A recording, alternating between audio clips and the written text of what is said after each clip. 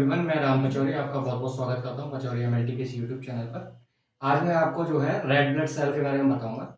जब भी हम ब्लड के बारे में पढ़ते हैं तो ब्लड के मेनली दो कंपोनेंट्स हैं। एक आपका जो है ब्लड का प्लाज्मा है और एक आपके ब्लड सेल्स हैं, जिनमें आप ब्लड सेल्स में red blood cell, white blood cell और इसके साथ साथ प्लेटलेट के बारे में बात करते हैं। ठीक है, तो आज मैं आपको रेड ब्लड सेल के बारे में बताऊंगा कि रेड ब्लड सेल में क्या क्या उसके कैरेक्टरिस्टिक फीचर होते हैं और हमारे ब्लड के अंदर उसका क्या इंपॉर्टेंस होता है। ठीक है, देखिए जनरल अपन देखें तो पहले सबसे पहले हम बात करेंगे मॉर्फोलॉजिकल कैरेक्टरिस्टिक्स।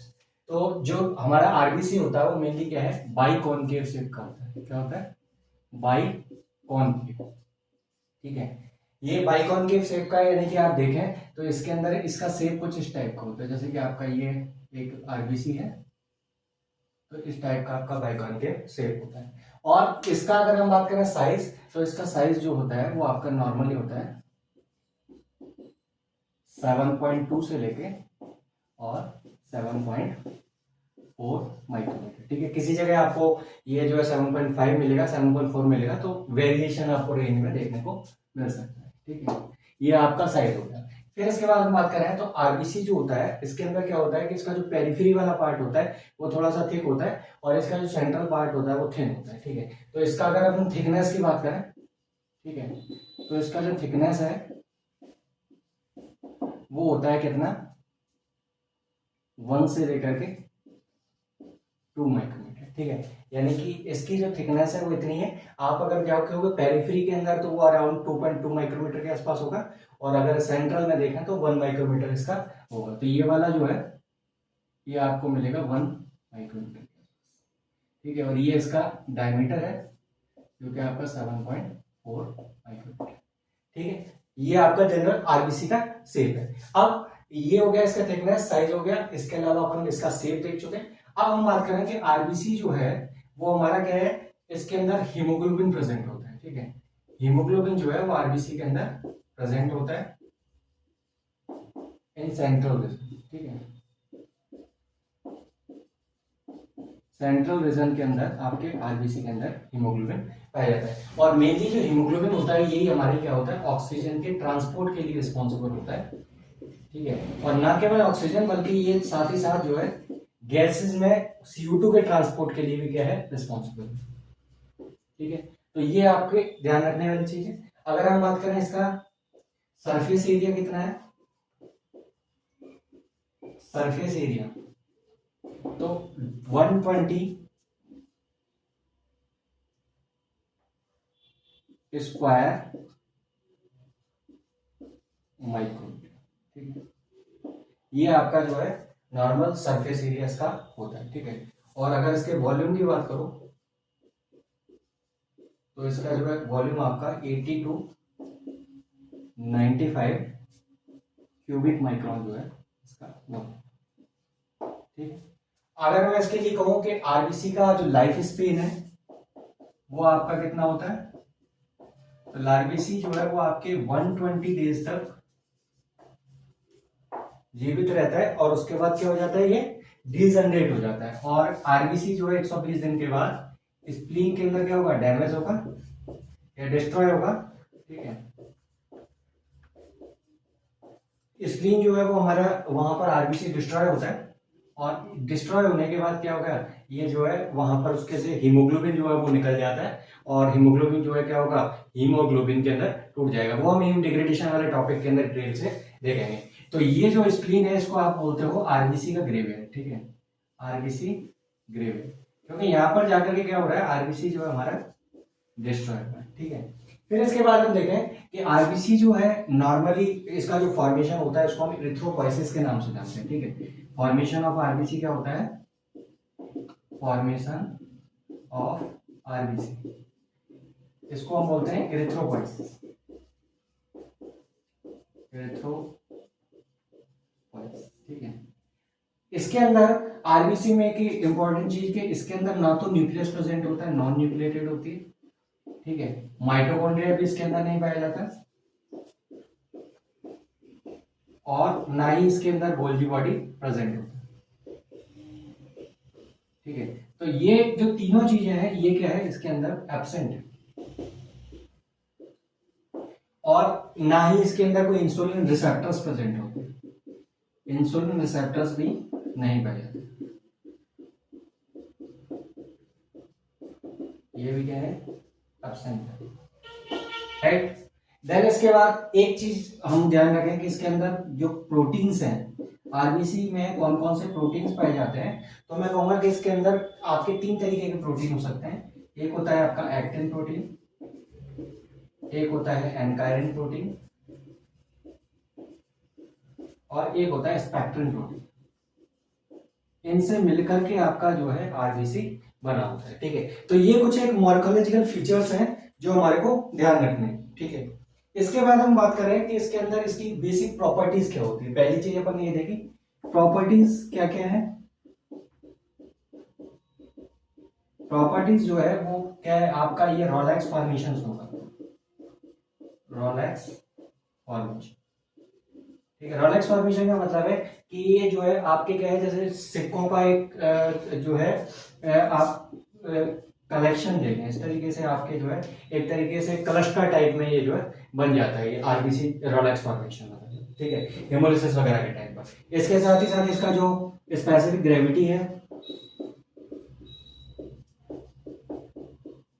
वो होता है 1.09 से लेकर के, ठीक है, 1.11।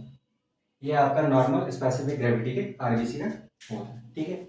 इसके अलावा अगर हम बात करें इसके पीसीबी की, तो मेनली इसका जो पैक सेल वॉल्यूम होता है वो होता है 45%, ठीक है। ये आपका क्या है इसका पैक सेल वॉल्यूम, ठीक है। तो हमारे को दो चीजें हम देख चुके हैं, इसका एक मॉर्फोलॉजी देख लिया और एक हमने इसके देख लिया कैरेक्टरिस्टिक फीचर। फिर एक चीज और है कि हमारा जो बाइकॉनकेव शेप है आरबीसी का, वो हमारे को क्या क्या बेनिफिट्स देता है, मतलब आरबीसी का ये शेप जो है वो हमारे को क्या क्या फायदे देता है। तो हम देखेंगे कि जो बाइकॉनकेव शेप है वो क्या करता है, हमारे इसके सरफेस टेंशन को कम कर देता है, साथ ही साथ ये गैसेस के ट्रांसपोर्ट के अंदर हमारे को जो है इजी बनाता है, ताकि गैसेस का ट्रांसपोर्ट इजीली हो सके। इसके साथ ही साथ हम बात करें तो इसके अंदर ये क्या करता है कि हमारे जो छोटे कैपिलरीज हैं जिनसे भी ये क्या हो सकता है, फ्लेक्सिबिलिटी होने की वजह से ये इजीली पास हो सकता है। तो ये आपकी बाइकॉनकेव शेप होने का एक बेनिफिट जो है उसको मिल जाता है, ठीक है। तो ये अपन बाइकॉनकेव शेप की बेनिफिट्स के बारे में यहाँ पे लिख सकते हैं, क्या क्या बेनिफिट है बाइकॉनकेव शेप के, ठीक है। लो surface tension,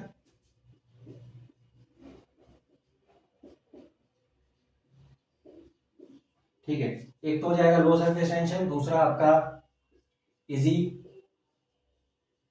to transport of gases,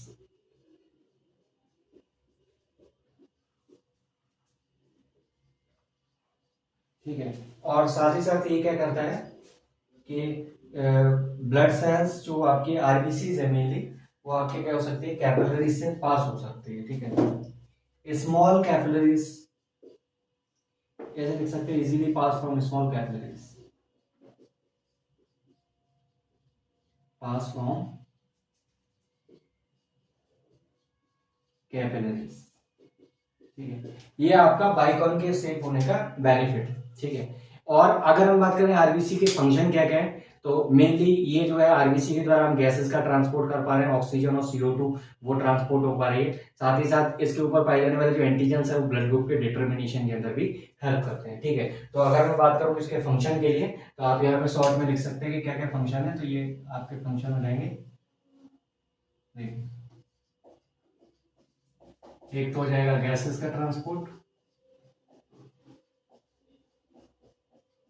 ठीक है। और फिर अपन बात करें कि इसके अंदर क्या हो सकता है कि आरबीसी सरफेस एंटीजन प्रेजेंट होते हैं इसके ऊपर,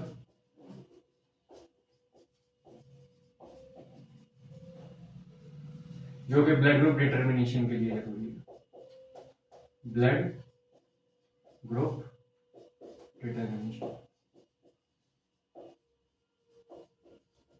ठीक है।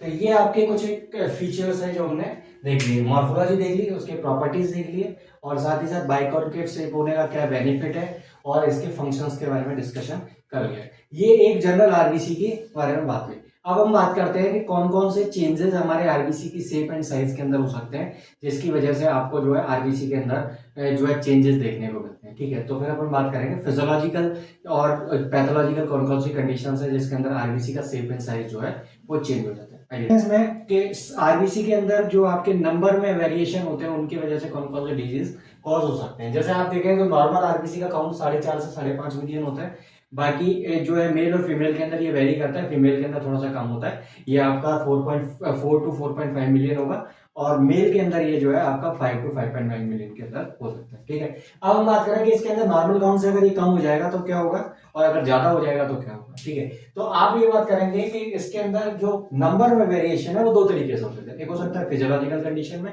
एक हो सकता है पैथोलॉजिकल कंडीशन। मतलब फिजियोलॉजिकल कंडीशन का मतलब है कि ये कोई डिजीज नहीं है, ये कोई नॉर्मल कॉजेस की वजह से आपके जो है यह हो सकता है। जबकि जो पैथोलॉजिकल कंडीशन है वो कोई ना कोई किसी डिजीज की वजह से अगर हो रहा है तो वो आपके क्या है, पैथोलॉजिकल कॉजेस के अंदर आता है। जैसे हम बात करें कि फिजियोलॉजिकल कॉजेस में आपके आरबीसी का नंबर कम भी हो सकता है और ज्यादा भी हो सकता है। कौन कौन सी कंडीशन, जैसे कि आप हाई की बात करें कि फिजियोलॉजिकल कंडीशन में कौन कौन सी जगह हाई होता है। जैसे आप देखते होंगे कि बच्चों के अंदर जो है आपके न्यूनेट्स जो होते हैं उनमें क्या है, आरबीसी का काउंट काफी ज्यादा होता है। करीब करीब मैं बात करूं तो ये जो है 7 से 8 मिलियन के आसपास होता है। ठीक है, 7 टू 8 मिलियन। और इसी वजह से क्या होता है कि जब आरबीसी ब्रेकडाउन होता है तो उसकी वजह से क्या होता है, हीमोलिसिस ज्यादा होता है और इनके अंदर नियोनेटल जॉइंटिस देखने को मिलता है। क्योंकि जब हीमोग्लोबिन टूटता है तो उसकी वजह से क्या बिलिरुबिन बनता है और वो आपके जो है जॉइंटिस के लिए कॉज करता है। ठीक है, तो ये आपके क्या है, छोटे बच्चों के अंदर होता है। जैसे जैसे उनकी एज बढ़ती है वैसे वैसे वो क्या होते हैं, अडल्ट स्टेज में आते आते इनका आरबीसी काउंट जो होता है वो क्या होता है, नॉर्मल हो जाता है। ठीक है, तो पहली कंडीशन आपकी एज हो गई। सेक्स के अकॉर्डिंग बात करें तो अगर मेल में मैंने बताया कि आरबीसी काउंट मेल में ज्यादा होता है, फीमेल के अंदर कम होता है, तो ये भी चीज आप बात कर सकते हैं। इसके अलावा हाई एल्टीट्यूड, यानी कि जो लोग पहाड़ों पे रहते हैं उस जगह पे क्या होता है कि वहां पर उनको जो सफिशिएंट अमाउंट में ऑक्सीजन नहीं मिल पाता है, और सफिशिएंट अमाउंट में ऑक्सीजन नहीं मिलने की वजह से हमारे किडनी के अंदर एक हार्मोन होता है जिसको बोलते हैं एरिथ्रोपोइटिन। वो एरिथ्रोपोइटिन जो होता है वो स्टिमुलेट होने लगता है, और ये जो एरिथ्रोपोइटिन रिलीज होगा वो हमारे क्या करेगा, मेनली आरबीसी के प्रोडक्शन को बढ़ा देगा, एरिथ्रोपोइसिस के प्रोसेस को एनहांस कर देगा। ठीक है, तो ये आपके एक ध्यान रखना है कि हाइपोक्सिया की कंडीशन या due to the less of oxygen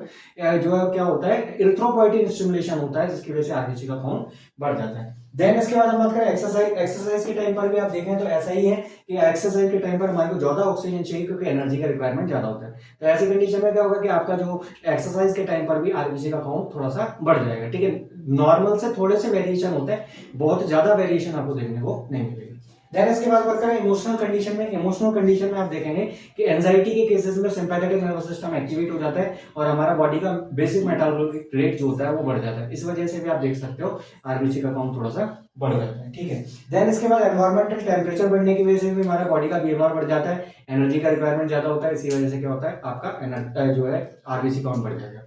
then इसके बाद लास्ट है आपका आफ्टर मील, यानी खाना खाने के बाद हमारे बॉडी के अंदर बीएमआर रेट बढ़ेगा और वो बीएमआर रेट हमारे को ज्यादा एनर्जी की रिक्वायरमेंट हमारे को चाहिए होगी और वो क्या करेगा, हमारे आरबीसी का काउंट को बढ़ा देगा। ठीक है, तो ये कुछ एक फैक्टर्स थे जो हमारे फिजियोलॉजिकल कंडीशन में आरबीसी काउंट को बढ़ाने के लिए या एनहांस करने के लिए काम कर रहे थे। देन इसके बाद हम बात करें लो की, तो जैसे अपन ने बताया हाई एल्टीट्यूड के अंदर यानी कि जो पहाड़ों पर होता है वहां पर आपकी हाइपोक्सिया की कंडीशन में ऑक्सीजन अमाउंट कम होता है तो आरबीसी काउंट बढ़ जाता है। हाई आपके जो हाई प्रेशर या फिर आप बात करें जो डीप सी के अंदर गहराइयों में वहां पर प्रेशर ज्यादा होता है और ऐसी कंडीशन में ऑक्सीजन हमारे को सफिशिएंट नहीं मिल पाता, वाटर के अंदर डिजोल्व ऑक्सीजन हम कंज्यूम नहीं कर पाते, तो इस वजह से क्या है कि ज्यादा आपका जो है प्रेशर होगा तो उस टाइम पर ऑक्सीजन जो है वो अवेलेबल तो बहुत सारा है और ये क्या करेगा, हमारे आरबीसी काउंट को कम कर देगा। इसके अलावा सोने के टाइम पर हमारा बीएमआर रेट इतना ज्यादा हाई नहीं रहता, तो इसकी वजह से क्या होता है कि हमारा जो आरबीसी काउंट है वो कम हो जाएगा।